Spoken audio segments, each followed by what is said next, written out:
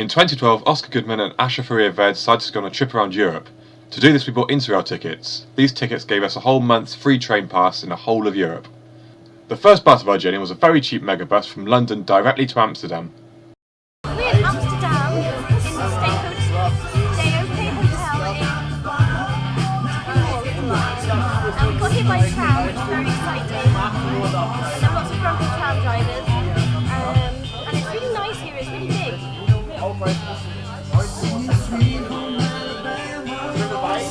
The next morning we got a tram to Anne Frank's house.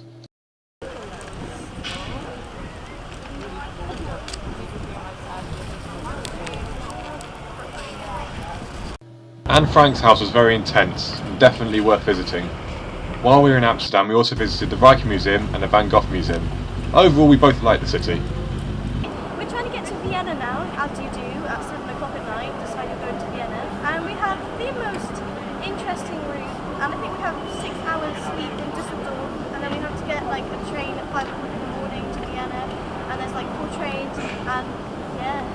Hello. We just missed our train. No fault of our own. This happened several times during the holiday.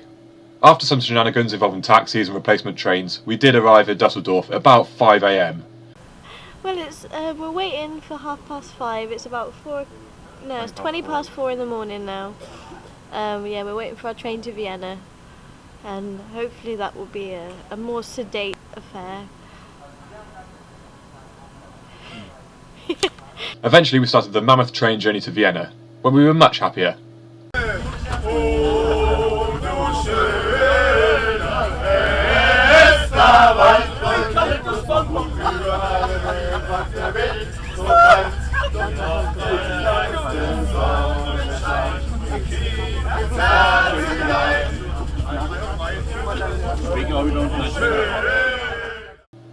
Vienna itself was very beautiful and it was very easy to navigate. The subway and tram systems were very simple.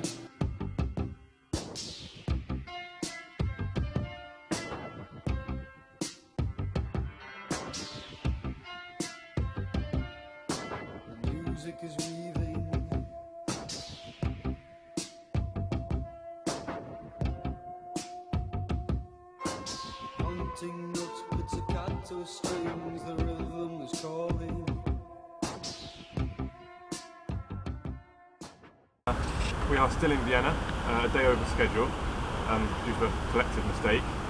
And, collective? Oscar had a lot for breakfast. That is after I woke him up. Splashing out? Yeah. For the day ahead. Which, as it happens, is a good idea because we're going to have access to. See most things, including that rather magnificent church right there, which we would not have seen if we were in Venice at this current point in time. Right, we're in McDonald's. We've been walking around Austria for a while, and we've decided instead of paying for a hostel, we're going to sleep at a train station. And, that was a thumbs up. Oh yeah. He didn't really look like it. Thumb in front of lens.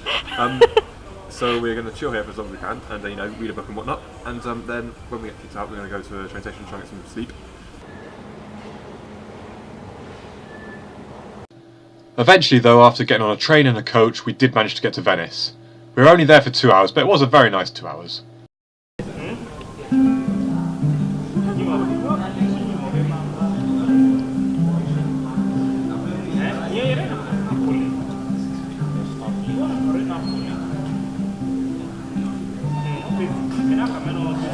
When we tried to leave Venice, we were heading for Rome.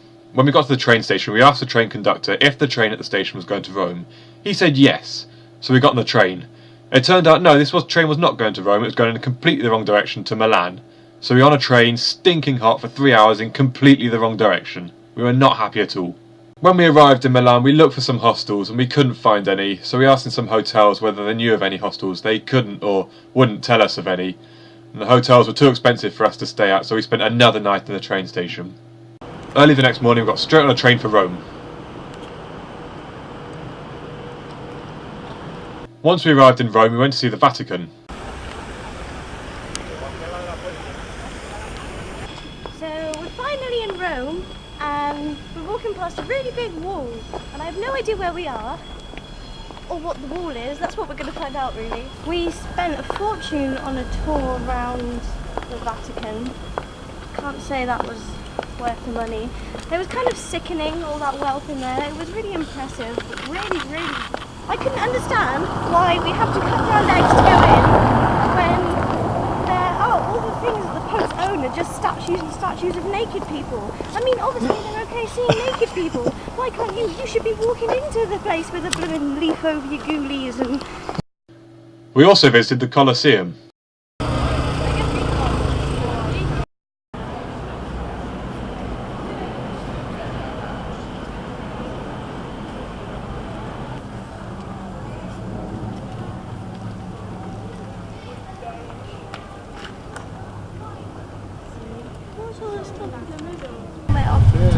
I don't know what it's called, and we're going to try and get a ferry, but we don't know which station it is, and there were like 5 stops there.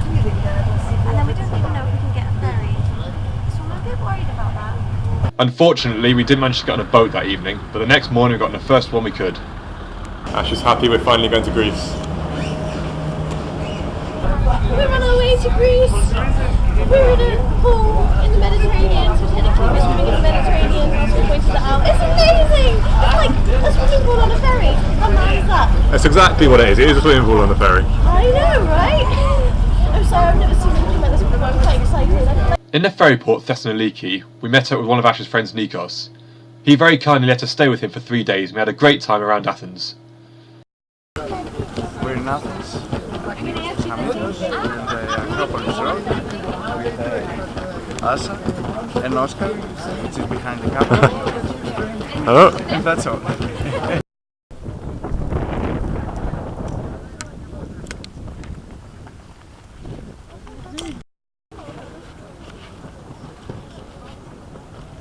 After leaving Nikos' place in Athens, we head up to northern Greece to a place called Thessaloniki. There we tried to cross the border and had some difficulty. We're not in. Don't mention Macedonia. We're trying to get to Skopje. Skopje. Yes. Yes.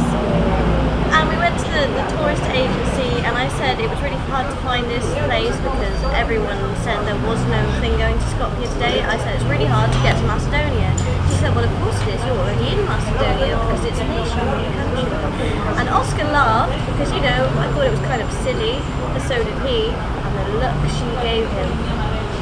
If eyes could kill. I thought she was going to shoot me. She had a gun under the desk or something. They really are sensitive about it. It's like the Chinese and the Koreans. So yeah, we've been in Greece 3 days.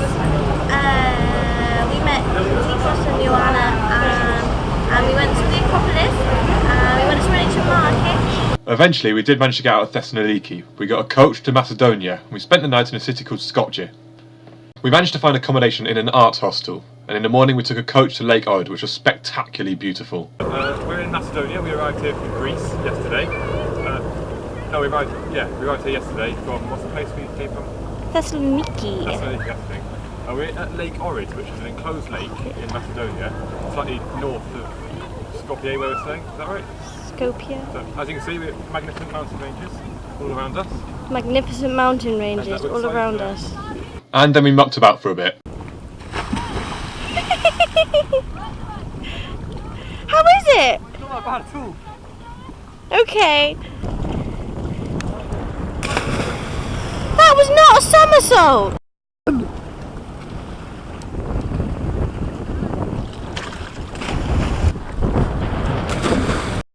So Asha, how's it going? I'm just swimming in the lake, Macedonia. Okay. How are you feeling? Pretty good, actually. I'm quite glad we decided to go here yesterday. I would have to agree with that, yeah. We then took a train and coach to Belgrade. There we met Otar, our Russian friend, and we went around the fortress.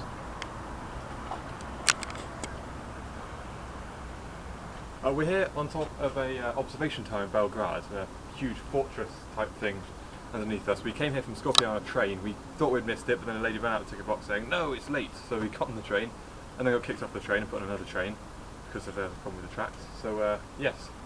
We then met up with Ash's friends, Ivana and Jovana.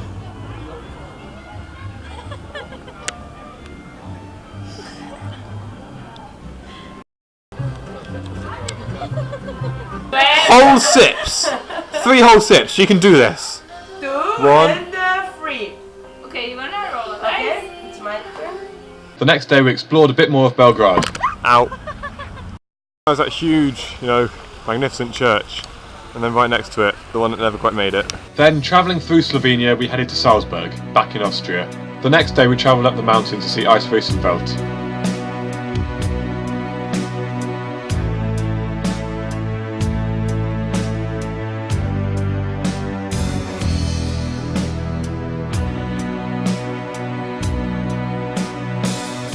We are standing on top of the mountain, 1.59 kilometres above sea level, in a little town called Worfen, just outside Salzburg in Austria. We came up by cable car, which is on the other side of the mountain, and we came all the way to Austria to go to the ice peak, which is conveniently placed right there.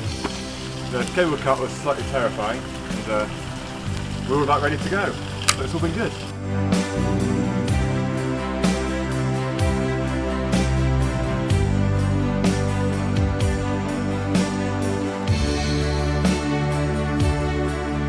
After Austria, we headed to Berlin. We stopped in Nuremberg and then Göttingen to meet one of Asha's friends. Berlin was fantastic. Everywhere you went, there was stuff happening. Darth Vader and a stormtrooper in the middle of Berlin.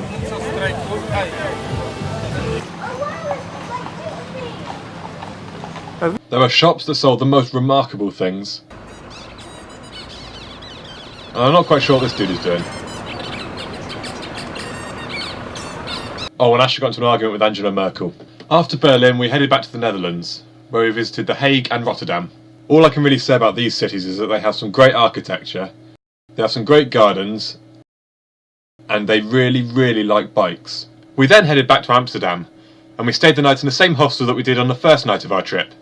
And in the morning we got the mega bus back to London. All, in just under a month, we visited 16 cities and 8 countries. I would definitely recommend interrailing. It's an exciting, cheap and rewarding way to travel.